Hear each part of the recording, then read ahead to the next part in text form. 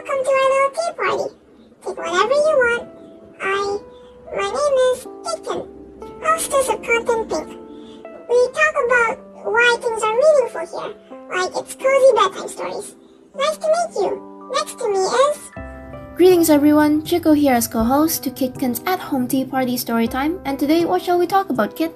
I remember, you mentioned this comic you like, right, Chiko?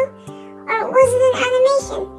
I just remember you were wondering when the hiatus will end for this thing, with a name starting with, do tell me if I'm wrong, Toilet? Oh, you mean Toilet Bound Hanako-kun? Yes, that one. Why is it called that, and why do you like it so much? I want to know how meaningful it is.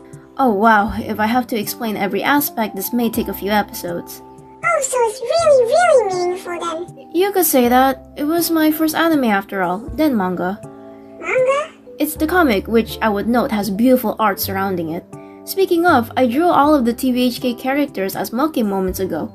Might as well color them while we talk about it. Oh yeah, that would be really nice.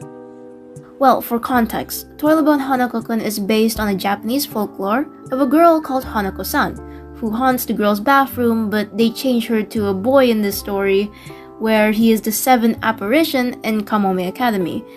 Apparitions are like rumors of beings located in some parts of the school. Hanako is in the girl's bathroom, as it is his boundary. Stuck there by force, maybe for around 40 to 50 years, it's been a while since I read it. Hence the toilet-bound part of the name.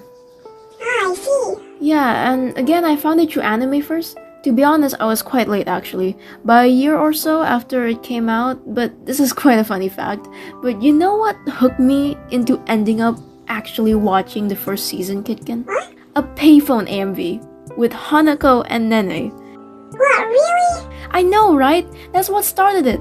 And I hope you, dear guest, if you are a TBHK lover, do tell me if you could relate to this. Anyway, when I first initially started watching the anime, I really like Hanako's personality, which, by the way, is not the main character. He is a deuteragonist. Oh, so like Suit. Yeah, spot on. Hanako was my first introduction to a character so openly playful, yet has so many dark secrets and motivations that as a viewer we just don't know much about him besides tidbits. Since we are almost always in the point of view of our heroine Yashiro Nene, a lovesick girl who called Hanako for love advice yet it turned into this magical bond for her not to turn into a fish and she becomes his assistant, even with that beginning of events, we rarely get a chance to see Hanako's mind. It's always the opinions of other characters, which I believe is one of the many reasons why TBHK is so good, is the curiosity of wanting to know Hanako and his life before he became a ghost, which fans like myself are still figuring out, and of course just the overall dark aspects of the story covered in beautifully drawn visuals, which truly has inspired me. In what way? Oh, so many.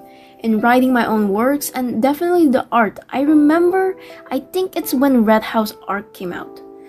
Yeah, and I was staring at how Aida Airo, the creators of TBHK, created the backgrounds of a literal chair.